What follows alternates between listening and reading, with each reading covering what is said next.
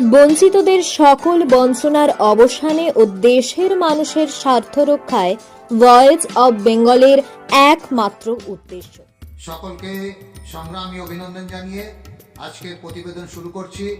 আমি শামীম আক্তার। এই প্রতিবেদন যাদের ভালো লাগবে না তারা দয়া করে স্কিপ করে যাবেন।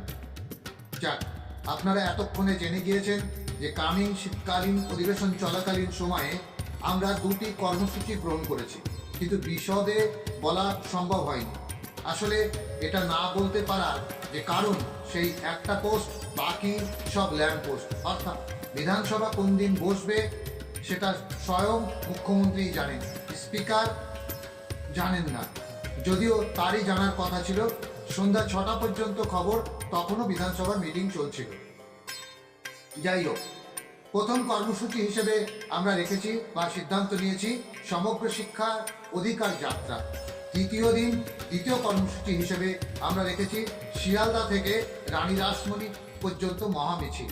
আমরা সরকারি সংগঠনের সবকটি গোষ্ঠীর কাছে আশা করব, হয় আপনারা মুখ্যমন্ত্রীর শরণাপন্ন হয়ে বেতন বৃদ্ধির ফাইল কার্যকর করুন, নতুবা রাজনৈতিক দালালি ছেড়ে রাজপথ বেছে নিয়ে এই কর্মসূচিকে সর্বাত্মক সফল করতে দৃঢ় প্রতিজ্ঞা গ্রহণ করুন।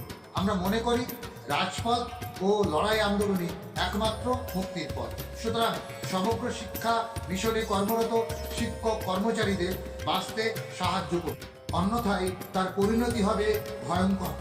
একদিকে সামাজিক মর্যাদা, অন্যদিকে চরম আর্থিক দুর্নতার কারণে তীব্র অসন্তোষ। সামলাতে পারবেন তো?